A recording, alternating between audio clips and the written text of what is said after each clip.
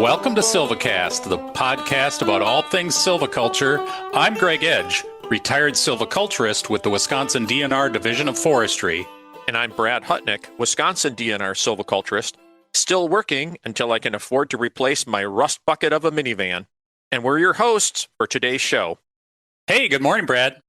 Good morning. So, how was your weekend? Did you and Mary do anything special for Valentine's Day? Woo! We did.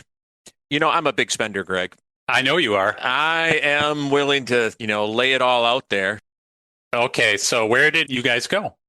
There's this beautiful little place that's just on the edge of town called Culver's. Oh, yeah, the French bistro. I think I've stopped there.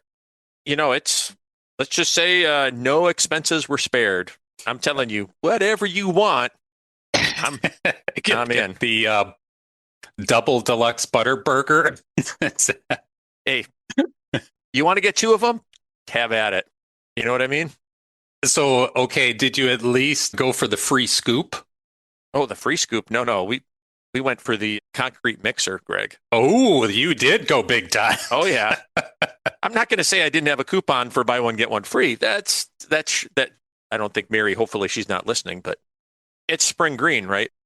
It's not like the metropolitan lacrosse area where you have, everything in the world at your fingertips. 100 bars. Yeah, that's right. Well, hey, there's nothing wrong with that, Greg.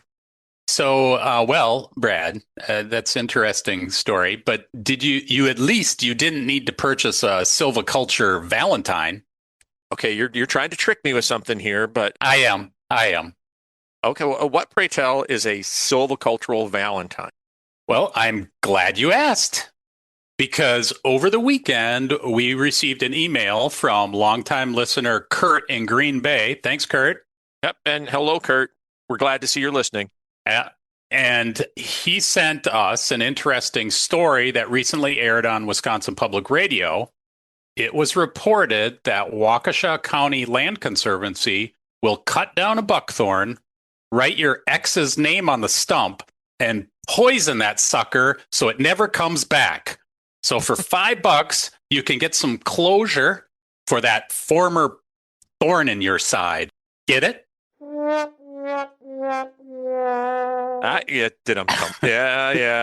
that's good. I got to say it's harsh, but I do love it. That's a great idea. And what would you do? That would be like closure and habitat restoration. I do like the fundraiser's tagline, which is, because just like buckthorn, and let's be honest, some exes, if you don't deal with it properly, it tends to come back. Yeah. That's interesting. And who knew that the science of silviculture can even improve your love life? This is what we have been telling people for years, Brad. Silviculture stands at the center of a well-ordered universe. I'm believing that. And speaking of things that come back, today on SilviCast, we're going to touch on a subject that we haven't talked about in a while, carbon. So remember way back in 2022, we had a really, really good conversation with Ali Koshiba, and we talked about the basics of forest carbon. I remember, yep. And then we did a second episode, and we talked with Luke Nave and Todd Onthal from the Northern Institute of Applied Climate Science, and we talked about how to impact carbon through silviculture. And so the topic is, I think this is one of the cool things. It keeps evolving. And so today on SilviCast, we're going to dive once more into the topic of forest carbon with one of our longtime sponsors, the Family Forest Carbon Program. This will be a chance to update listeners on forest carbon markets and explore what carbon-enhanced silviculture looks like for the private forest landowner. So joining us will be Brittany VanderWall, Lynn Riley, and Richard Campbell from the American Forest Foundation's Family Forest Carbon Program. Yeah! Yeah! Gregor, what are you doing over there? Brad, killing buckthorn is cathartic.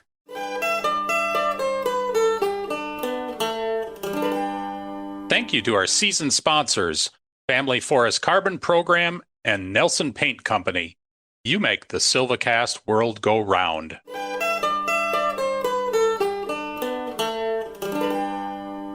Brittany VanderWall, Lynn Riley, Richard Campbell, welcome to SilviCast. Before we get into the meat of our discussion today, why don't you guys tell us a little bit about yourselves, what you do, where you work, things like that. So I'll start with you, Brittany.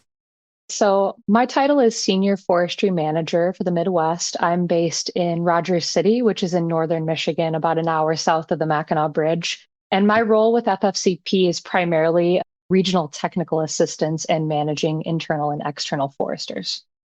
Lynn, how about you? Sure. Lynn Riley. I'm the lead scientist at American Forest Foundation. I live in Reston, Virginia. It's pretty close to DC area.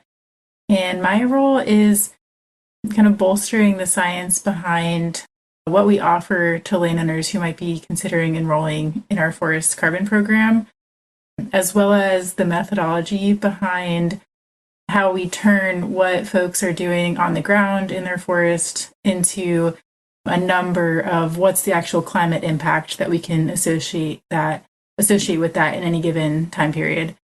We also do a lot of kind of external communicating about that and kind of within the broader carbon market, which we might get into a little bit. How can we continue to drive that scientific integrity, not just for our programs, but for the market at large? Cool, thanks. And Richard. Hey, my name is Richard Campbell. I'm calling in from Montpelier, Vermont. I work on the science team with Lynn, and basically what we're trying to do all the way around is making sure that the things we offer landowners have a real benefit to the forest and a real benefit to the climate. Richard, you're our Greg. How many guests have we had from Vermont in this show? Oh, well, we got a lot from Vermont. Yeah, there's a lot going on in Vermont. For some reason, Vermont is huge in this show. So I don't know why, but something's going on in Vermont. Well, nice to meet everybody. Brad, why don't you get us started out here? Sure. Maybe to get us rolling, get things started, and you guys could decide how you want to answer this among yourselves. What inspired the creation of the Family Forest Carbon Program? I can start, and then, we've got two other experts in different areas of the program. So we started thinking about this in probably 2017, 2018. When I say we, I mean American Forest Foundation and the Nature Conservancy. And we were really thinking about three intertwined problems.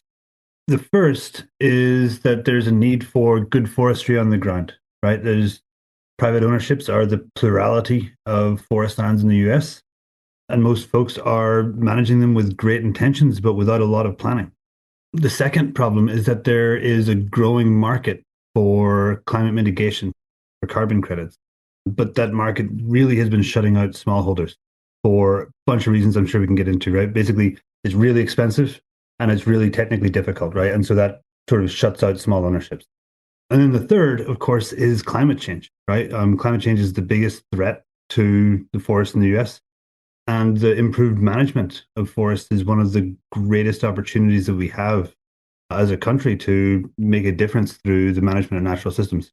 So all three of those things put together, the obvious answer seemed to be to us was to create a program that would offer landowners incentives to manage their forests in ways that were helpful to climate change, as well as making their forests more resilient to the changes that are coming. I was just maybe going to jump in and add a little bit to what Richard said on the climate piece. So right around that same time that we were seeing that carbon market opportunity, a couple of really key pieces of research also came out that I think I might have even sent y'all that we could maybe include in the podcast notes too for people who are interested. But basically there was this research led by the Nature Conservancy that showed of all the things that we might be able to do with how people manage ecosystems, what are the top opportunities?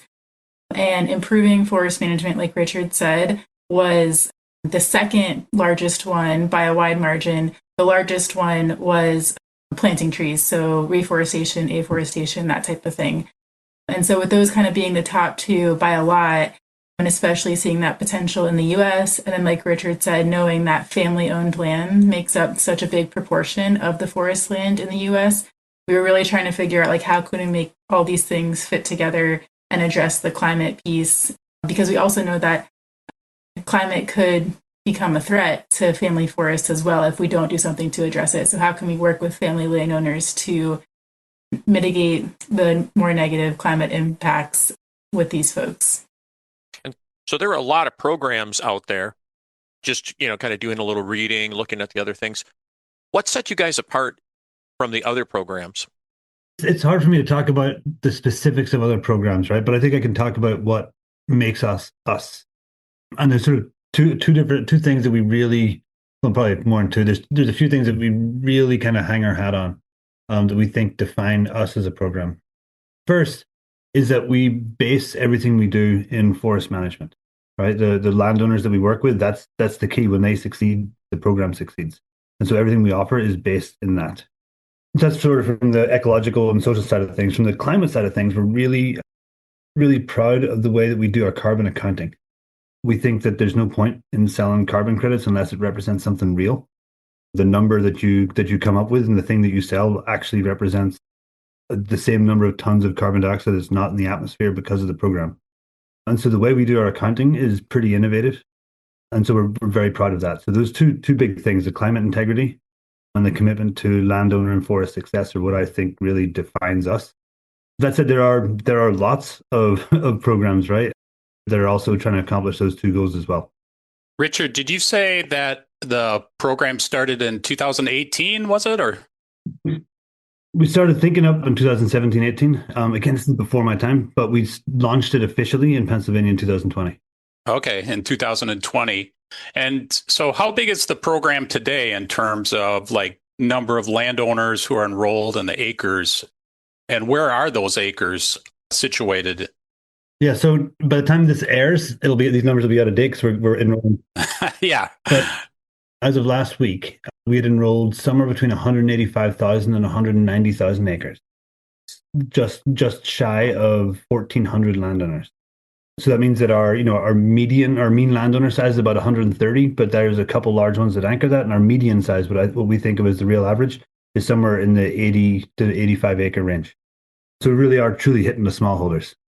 Where people are enrolling, we're working in the Upper Lake states, in Minnesota, Wisconsin, Michigan, and then essentially the whole eastern seaboard from Maine down all the way into the Gulf Coast in Alabama, working in natural forest types throughout that region.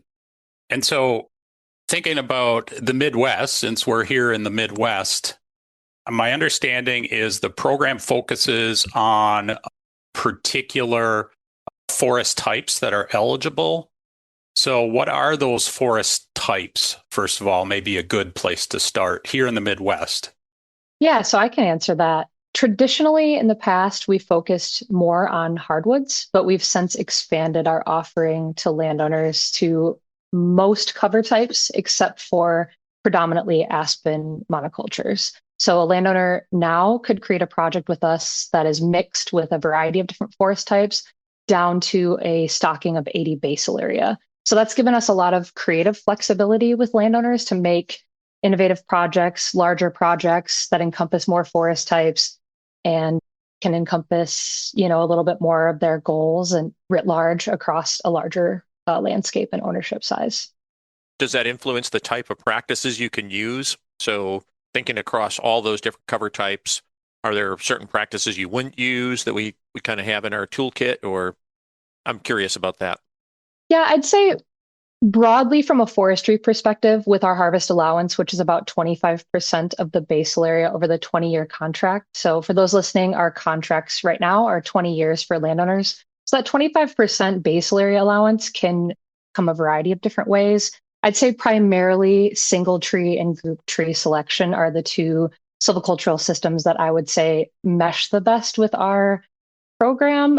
Because we allow for a variety of different forest types, that allows for, I would say, a greater flexibility in that 25%, because a landowner, as you know, our forest systems in the Midwest are a gradient. I would say, too, compared to our other geographies, we're more diverse from an FIA group type standpoint compared to some of the other geographies. So wrapping these in allows for a little more creative harvesting in that allowance. And then those larger projects, then, of course, as a 1-to-1 ratio for that 25%, allow for just a greater flexibility in that harvest allowance and what they can take and where they can take it and how that harvest can look. It sounds like that might actually be a really good fit for ecological silviculture, irregular shelterwood, systems like that.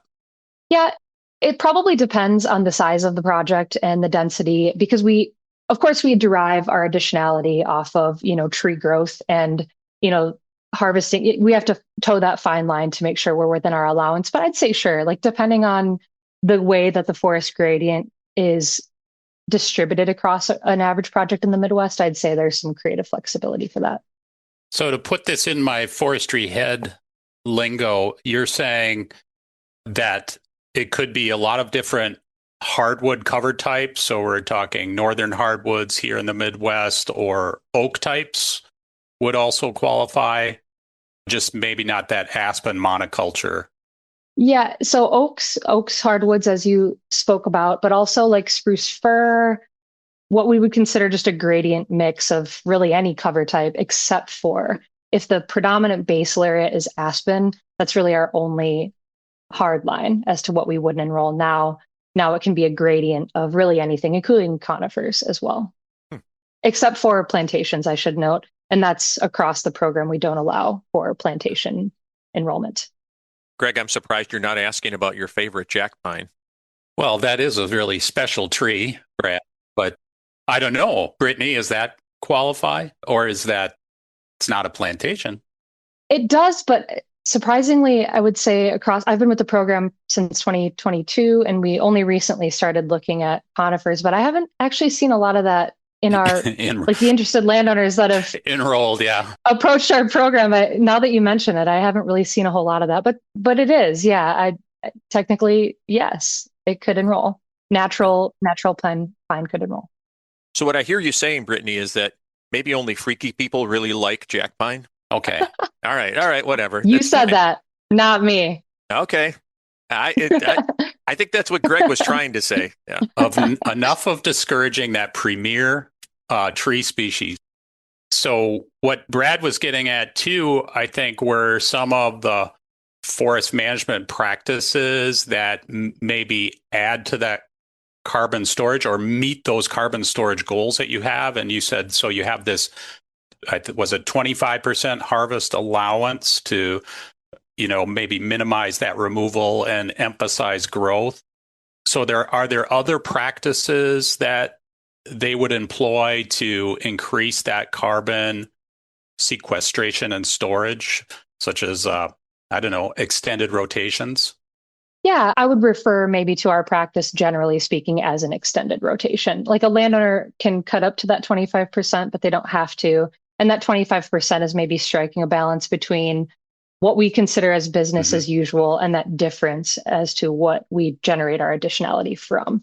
So yeah, and the idea, right, being that you enroll for 20 years or maybe longer, you renew your contract and the timber grows bigger over time, larger diameters, storing and sequestering more carbon. And that's kind of the long-term trend and visualization of what our practices are getting at. Yeah, I wonder too if it'd be interesting just to share kind of why we don't currently enroll aspen, because that's obviously like a really prevalent forest type in the Midwest.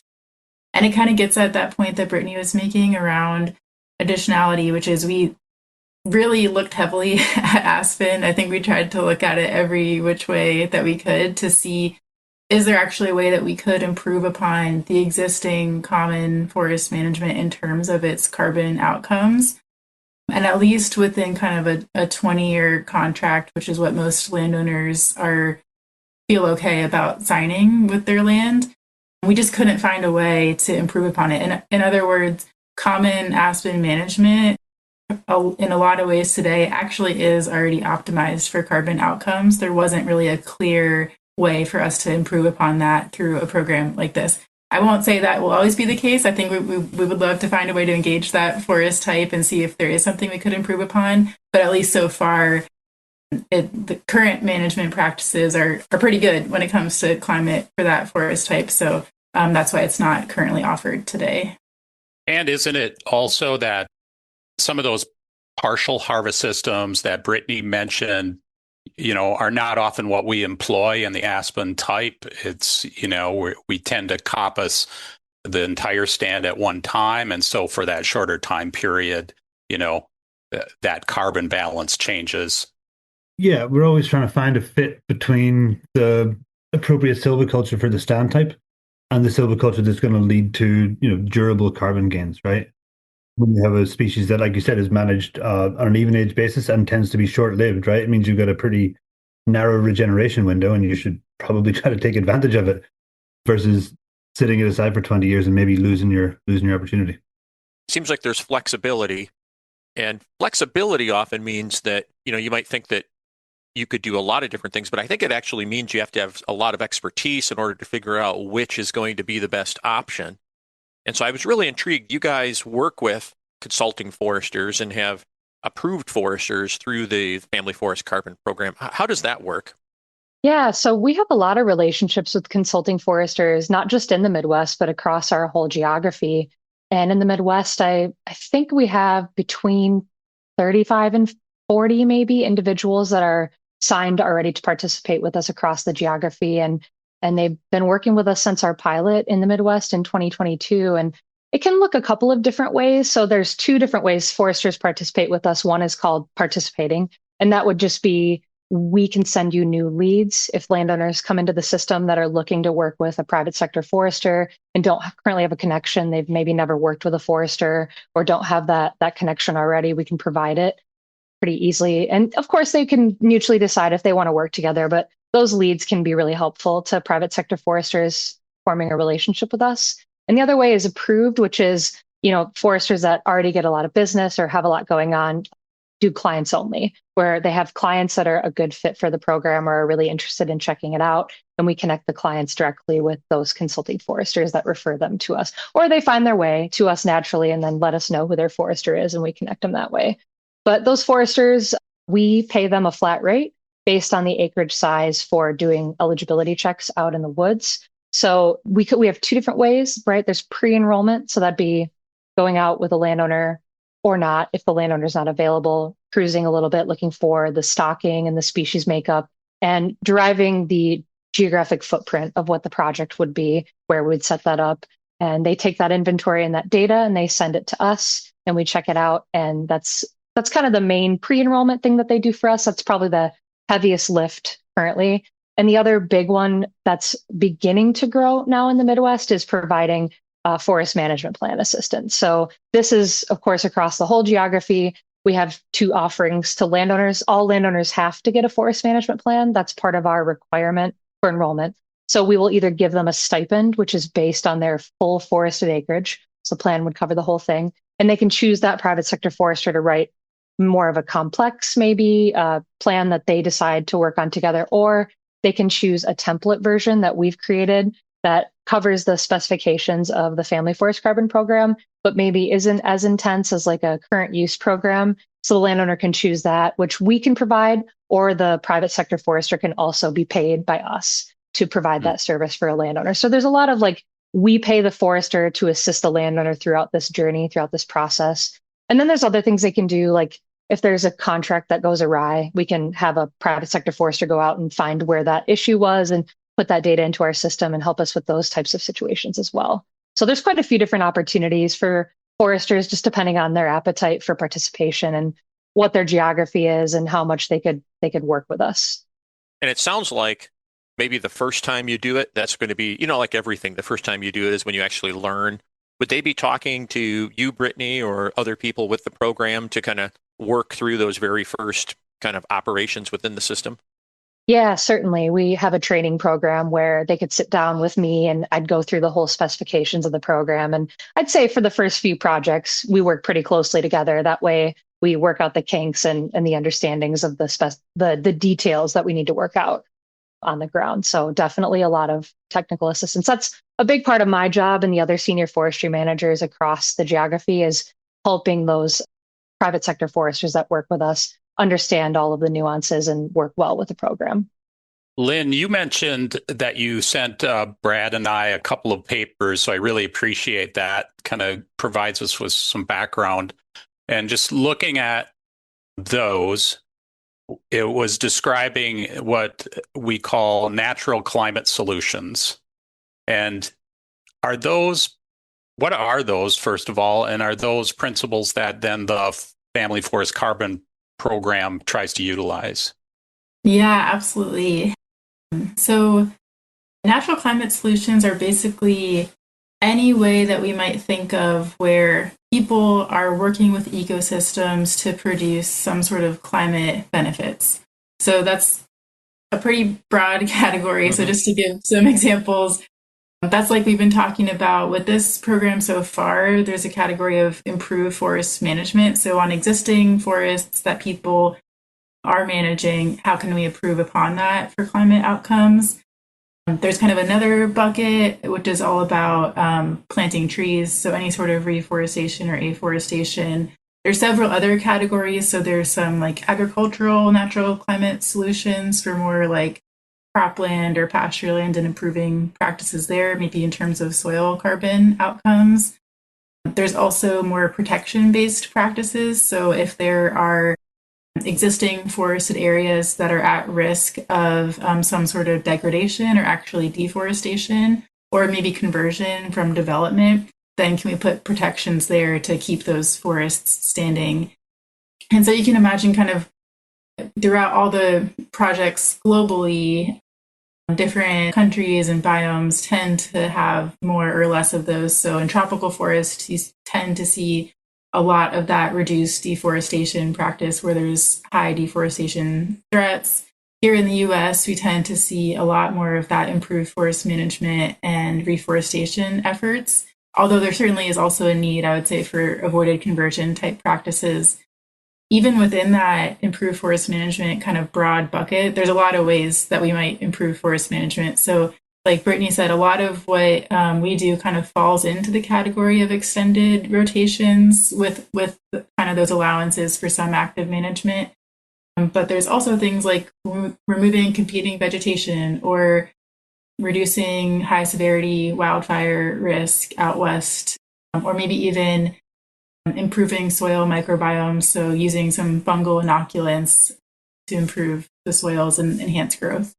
So it's really broad in some ways, but then once you kind of get into how are we actually going to account for the climate benefits, each of these is usually associated with kind of a specific accounting methodology to go from, okay, what are people doing in this ecosystem to what's the actual climate numbers that we can ascertain a program actually caused in this place. So yeah, like you said in that research, there's several other sort of principles that natural climate solutions should be upholding to be used that we do follow really closely. So one is, as we're designing these systems, we want it to be something sustainable. So you could think, for example, of, hey, what if we took this cropland and planted trees on it? That might be great purely from carbon outcomes, but actually are we risking food outcomes in that instance? Like that's not sustainable. That's not something we want to do. Or even in existing forest systems, you know, in theory, we could just protect a bunch of forests, but that would be risking wood products production. And that's also something that we certainly don't want to be doing. So there's these sorts of trade-offs that we have to wrestle with. And that's something we do spend a lot of time and energy thinking about is how can we sort of thread that needle of getting both the positive climate outcomes and not having some of these other net harms, you might say. So that's a big one. Another big principle is something called additionality, which is kind of this concept of, as I'm sure your listeners know really well, forests are already sequestering and storing lots of carbon. And the people who manage forests are part of that. So active forest management, regeneration, that's a big part of keeping carbon stored in these systems.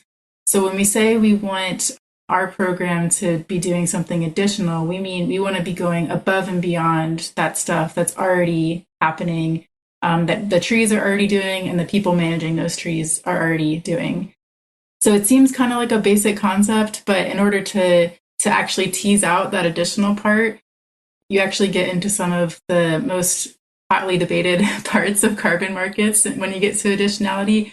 And that's this topic of, if we want to know what our additional above and beyond benefit was, we have to first define a baseline that we're starting with. And how do you define that baseline? And this is really a fundamental challenge, because if we think about any specific parcel of land, we can only ever observe one outcome on that land, the outcome where they enrolled and participated in a program or where they didn't. Ideally, the scenario where they didn't participate would be our perfect ideal baseline, but we'll never actually be able to observe and measure that once they've enrolled in the program for a certain period of time. We'll only be able to observe and measure that time when they're enrolled. So there's lots of different thoughts and methodologies out there for how you then reconstruct that baseline scenario because you can't directly observe it. Some methods kind of look across common practice. They might use national forest inventory data or forest models like the forest vegetation simulator that the Forest Service manages to sort of model out what would have happened in the absence of the program. That can be a little bit tricky, especially for family landowners, because you have to be able to accurately predict what would have happened on that land. And when we're talking even about like the next 20 years, a lot of landowners might say or have intentions to manage a certain way, maybe even have it written down in their management plan. But we also know that that doesn't always pan out for folks for a variety of reasons, maybe financial shortfall, things like that. So that's one common approach, has some shortcomings. Another approach, which is what we take, is utilizing the most similar areas that we can find that are not enrolled, and then observing those as almost like an experimental control over time. So we have our enrolled areas that we observe over time, and then we find really similar areas using the National Forest Inventory FIA data and kind of matching that. So we say, okay, this forest, it was a similar stand age, had a similar commercial stocking and regeneration stocking. It was near accessible roads for harvest. It was a similar forest type, all these different sorts of things to say this would make a really good match of what we think it would have looked like if that property hadn't enrolled in the program. And that way we can kind of observe things over time on that, both that constructed baseline and the project scenario. And then we just compare those to get at the additionality. So that's a really big bucket that we spend a lot of time thinking about and talking about. Maybe I'll pause there. Yeah, that sounds like a huge amount of work to set up a whole separate monitoring on other lands. Like, how much of this control do you have to develop in terms of just volume of lands? It's a great question. Yeah. So in the US, we're really lucky to have the US Forest Service National Forest Inventory. And we actually utilize their plot network, which they have thousands of plots across the US. They collect a bunch of different data attributes and then publicly report those and regularly update the data. So I think across the country, they strive to have at least one plot for every 6,000 acres of forested land. So it's quite a few plots, and there's like typically hundreds to thousands of plots within any given region that we work within that we can match to. So you can tap into that data. Exactly. Yeah. Mm-hmm. It is cool, though, that you're basically taking on that biggest, challenge, right? Is that it's not that you're just doing good manage, you're making sure that you're better than and so I love that idea of additionality, because that's really getting at one of the main gripes that people might have about markets and saying, well, you could just do what you're doing, and what's the difference?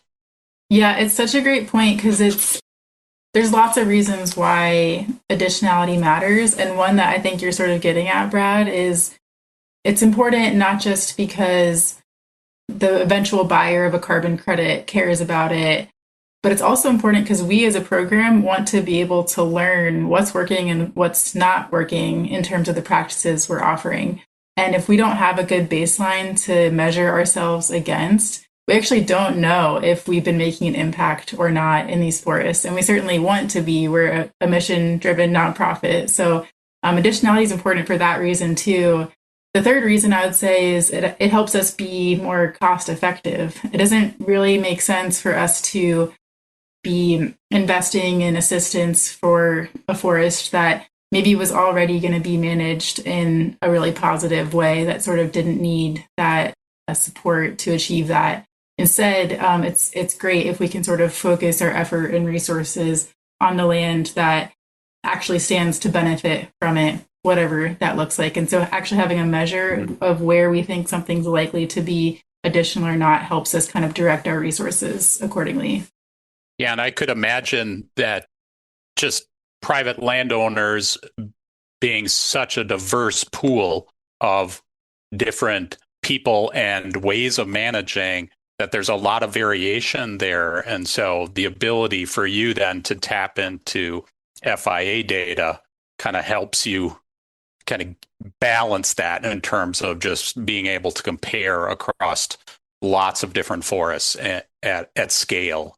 Absolutely. Yeah. We even on just our enrolled project areas, like Richard said, we have over 1,000 landowners now. So we can't even like directly with bots monitor just our enrolled landowners. That wouldn't really be scalable. So what we do is we take a sample of our enrollees for every annual cohort of folks that we enroll. And we do plot-based monitoring to get those strong inventories. And then we do our calculations and apply the accounting to that cohort based on that representative sample. So yeah, as you're kind of alluding to, Greg, if we weren't able to do that, it would get pretty unmanageable pretty quickly with all this land. I'm curious, have you looked at or are you using any remote sensing as a part of this? We do, yeah. We use remote sensing currently to basically track performance and track landowner behavior within the contract to see if there have any disturbances in the forest that we can go and check and make sure that people are operating in line with the agreement that we have with them. We haven't yet been able to use remote sensing for generating carbon credits and actually doing those additionality tests. And that's a function of the rule book we use, the methodology we use. It does require us currently to use FIA data, but it is, I will say, an area of active work, and we're hoping to get a methodological change in the fullness of time. So we think it'll give us, it'll be able to be more cost effective. It'll allow the program to be open more broadly, and we think it'll give a much more accurate representation of the actual carbon dynamics on our properties and on the baseline itself. Mm-hmm. And I suppose you could be really nimble too. If you saw something going on, you could maybe get right out there instead of finding out about it years later, which would be kind of cool too.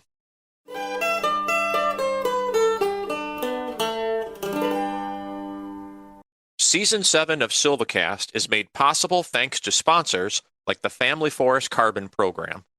The Family Forest Carbon Program pays landowners to improve the health of their land and increase the long-term value of their property. The program equips landowners with resources and support to implement sustainable practices that help them reach their own goals for their woodlands, while also improving the health of their forests and our planet. To learn more about how you can access these benefits for our forests, visit familyforestcarbon.org.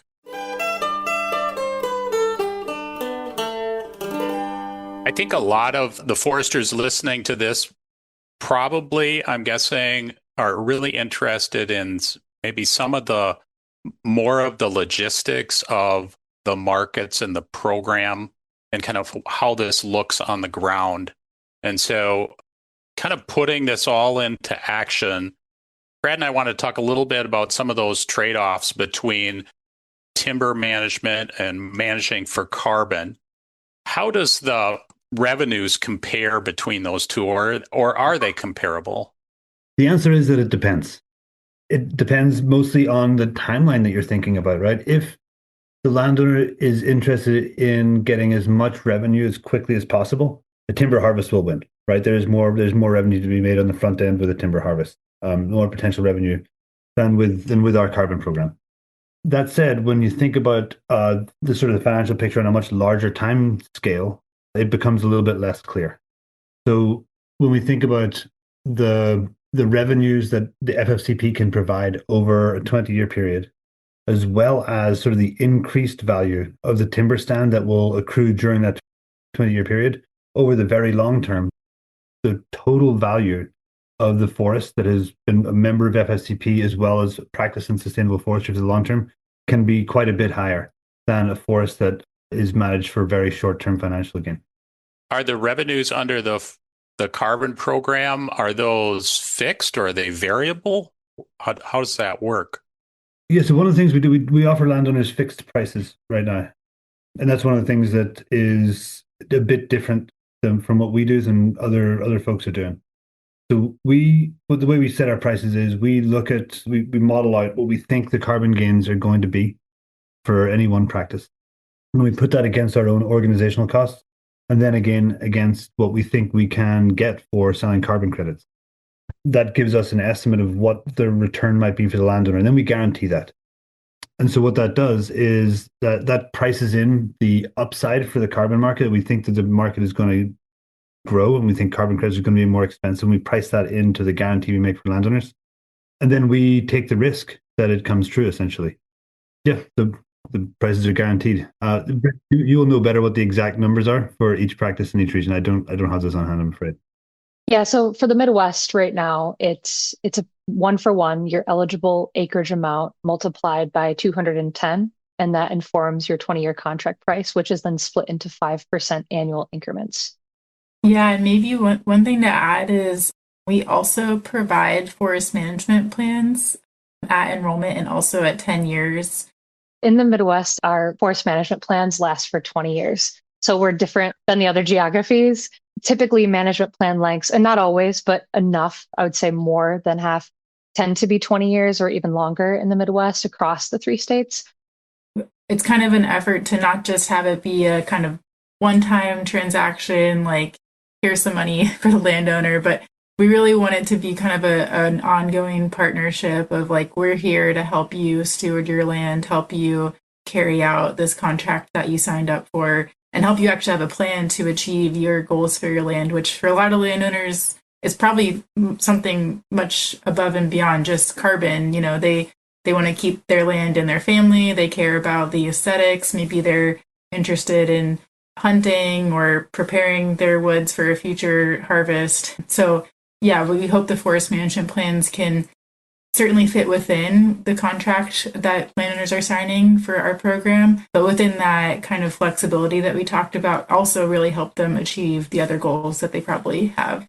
The nature of a forest management plan is that it is a living document. And so there's a lot of opportunities to add or tweak, if there's some kind of forest health issue or this sort of thing that needs to be addressed, there's a lot of opportunity to add to, subtract, change, edit, what have you. But plan lengths are a little longer in the Midwest generally compared to like our other regions where we offer this program.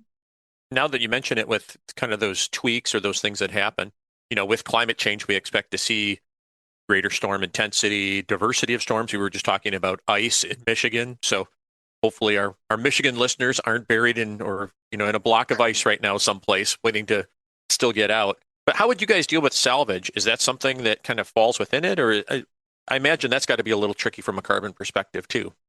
Salvage harvest would probably be a part of what we call a breach. More likely than not, a salvage would be a result of a windstorm, a blowdown, some kind of major event that took the timber down. And so we would actually have to clip those areas out of our contract. So that's part of our breach investigation protocol, where we as internal foresters or the external foresters that we work with would go out and assess the extent of the damage and map it out. And then those areas would be geospatially clipped from the contract. And if there were plots, those would be dropped and those areas would then be taken out and the landowner would be issued a contract for the remainder, discounting those acres. So of course, then the salvage harvest would be able to proceed as normally. I know that can be really tricky just depending on the severity, how long it's been down. Like I could speak in Michigan, that ice storm, the salvage harvesting was something else, but we do account for it. I'll let Lynn speak on how we account for it. But as far as like an immediate short term doing the salvage harvest, we don't include that if the timber was totally wiped in an event. Brittany, thank you. That's really like specific to salvage, right? So there's, not every disturbance requires a salvage harvest, right? And if a stand is impacted by a disturbance, we'll go there and we'll work with the landowner to see what their goals are and what their options are for that stand, right? And if their options are still in line with membership in FSCP, we'll try to keep them in. But like Brittany mentioned, there might be the best thing to do might be to salvage and start over, right? In that case, there wouldn't be the program wouldn't be a good fit for them anymore. So we'll wish them well. Yeah, and I can maybe add just from how would that all kind of shake out on the carbon numbers side of things? So if that were to happen on those types of storms and disturbances were to happen on a property that we've already issued carbon credits from, what we'll do is typically, especially if the property was clipped out, like Brittany was mentioning, we'll use remote sensing data layers to sort of help us detect and quantify what actually was the carbon loss associated with taking that timber out or that salvage out. And we'll track that as what we call a loss event. So how much carbon was lost. At the next time that we would go to kind of count up all our credits and get an issuance of credits that we would then sell to buyers, we'll kind of subtract out, if it rises to a significant level, we'll subtract out any of those losses. If it's just a little bit like 1 or 2%, that's typically considered de minimis, and we don't have to necessarily include that in our accounting. But any sort of significant loss events across the landscape where we're seeing, let's say, like 5% or more loss, we'll definitely subtract that out so that those kind of previously issued credits are still technically whole in terms of the carbon benefit that they represent. We have a few other layers of things that we do to sort of protect the durability of the credit. So making sure once we have a carbon credit that represents carbon stored that was additional in a forest somewhere, is it still being stored somewhere, or and sort of how do we deal with that? So there's several other layers that we have in place for that durability piece. It's almost like you have to have this pool of landowners and have like a buffer that accommodates some of these losses that are just going to happen through disturbance. That's exactly right. Yeah, we actually do have a buffer that's managed by the kind of wider carbon program that we use, or carbon standard. So the carbon standard, they manage lots of different carbon projects, not just ours. And they're sort of the body who certifies and says, like, hey, you all followed the rule book appropriately, you counted up your carbon credits right, and so here's your credits at the end that you can sell to a buyer. And so they have kind of a registry-wide buffer pool where we all sort of calculate what we think our risk of that reversal of stored carbon is over a certain time period. And then we contribute a portion of our credits into that buffer for exactly this purpose, in case there are disturbances. Or it could even be, like Brittany was saying, someone breaches their contract, or it could be maybe a neighbor comes over and like takes some of your timber when they really shouldn't have done that. Anything like that would cause a carbon loss in these trees that we've credited carbon for, we would kind of be able to use that buffer for. In addition to that, our program kind of takes another layer as well, where we also set aside money from each sale of credit into what we call a permanence fund. So what that's for, it's a pool of money that we have invested in a long-term account to grow over time. We've mentioned a couple times so far that our program is only 20 years, but when we're talking about kind of greenhouse gases and climate change, keeping the carbon out of the atmosphere really matters for much longer time horizons than 20 years. And so our idea with this kind of investing of funds to grow over time is that even for landowners who maybe they're in the family forest carbon program, but after 20 years, they are no longer in the program, they don't choose to re-enroll, we want to have a pot of money available for what we might call like alumni land to be able to access even after they're enrolled. So that's kind of a resource after the program. If people need like continued technical assistance, it's there. If we detect more reversals than we anticipated, we can sort of compensate for them with maybe other credits over time. So it's kind of another layer. We have the buffer pool of credits, and then we also have this kind of financial long-term insurance type mechanism that we can access. And that also is kind of a resource for alumni landowners as well to keep accessing for the long term. That's really good. I think about this and I'm picturing, so if I'm one of our foresters listening, one of our listeners, and they're interested, okay, so you've got me interested. What does enrollment look like? What do they have to do to kind of think about either as a landowner or as a forester kind of getting involved with Family Forest Carbon Program?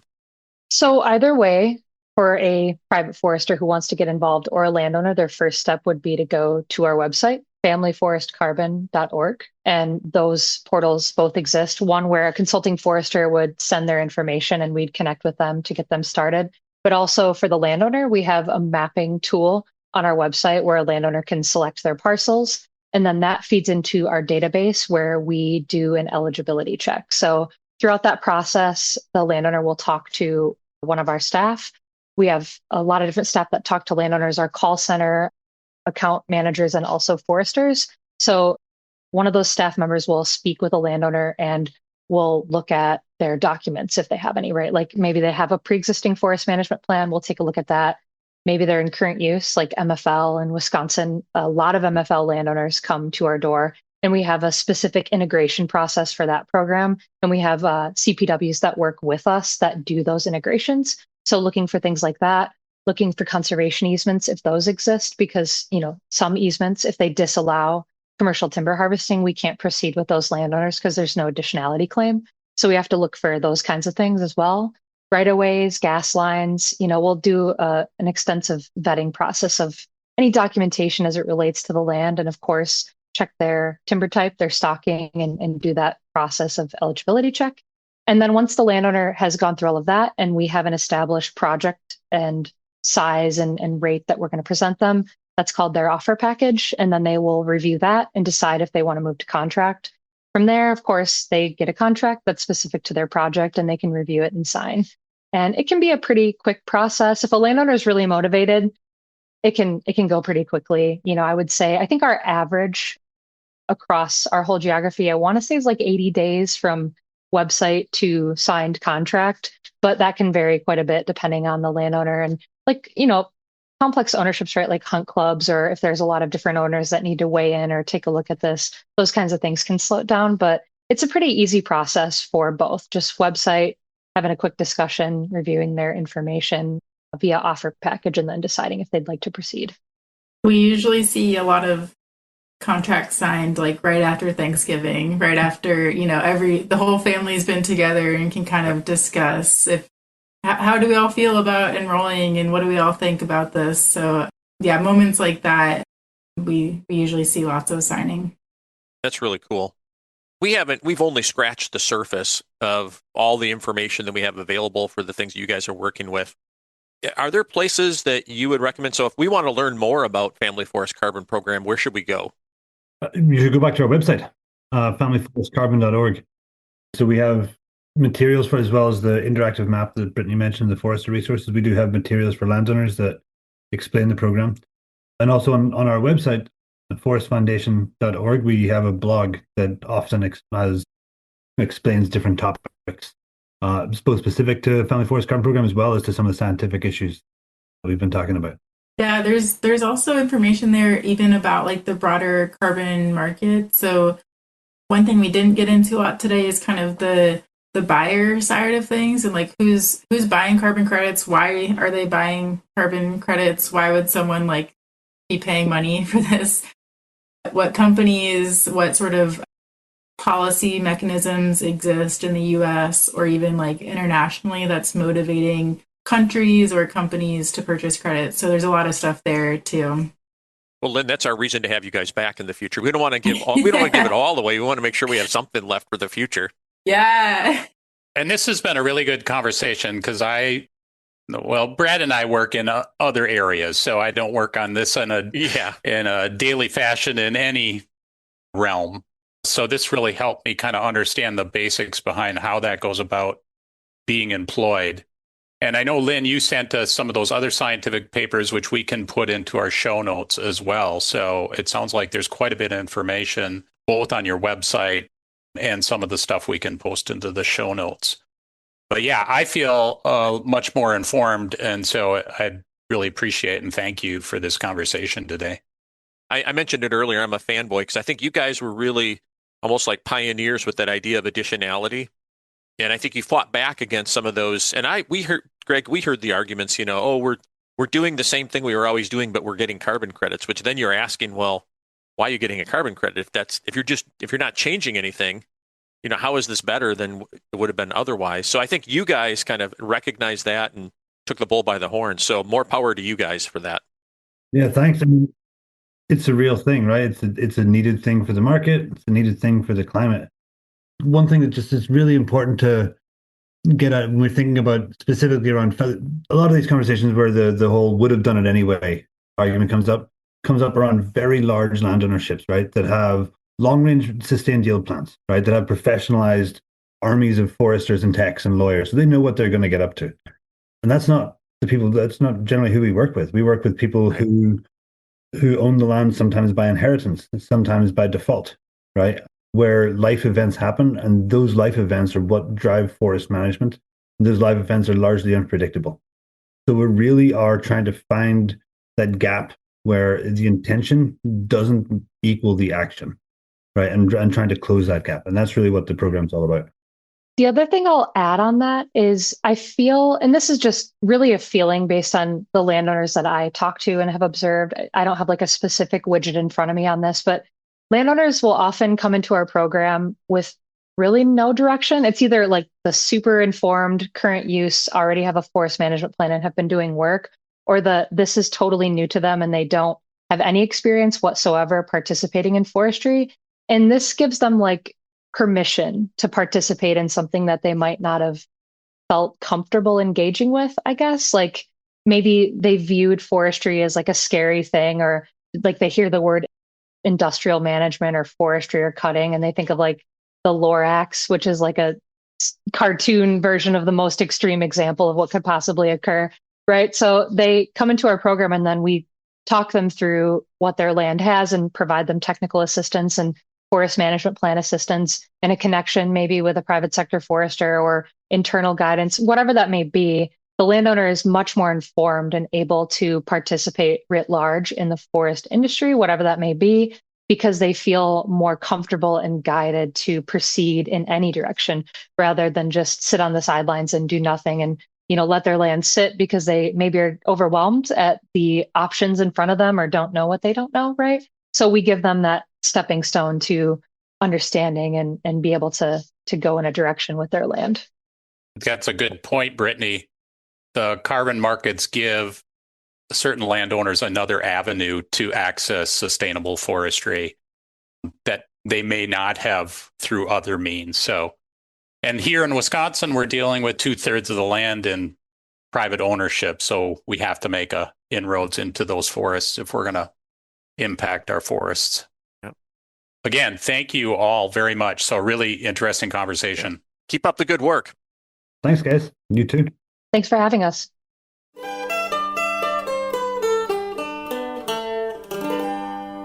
That was another really interesting conversation, Brad. Every time we talk about things that you think you know something about, I always get something out of these conversations. And there was a lot in there this time that I really enjoyed. And I think I learned a lot too. That's what our goal is, to make Brad a smarter person. Yeah. It's a lofty goal, Greg. And don't set your targets too high. Yeah. Just kind of like maybe aim for little things. Has anything gotten through yet? Well, things do occasionally. But, actually, we drag everybody along in our conversation so we all learn something in the process. And I think there are other alternatives to, or actually, no, we're not competing with other podcasts, but I think there are lots of other places to get really good information in foresters' hands. Mm-hmm. Oh, yeah. And so I'll name just a couple of them here, things that I listen to that I think you as a listener would really enjoy. One is called From the Forest, which is a podcast. It's actually a radio show put on by the Catskill Forestry Association. And it's a podcast, so you basically listen to their stuff. And they have a series of people that work with the Catskill Forestry Association that interview people just like we do about what's happening in the world of forestry or different topics. And so they talk about climate change. And then they also just talk about like what's happening in the association, what they're working on. So you can check that out wherever you can get podcasts. I really enjoy that one. I think it's really, really good. Another one that I really enjoy is called the Forest Business School Podcast, or the FBS podcast.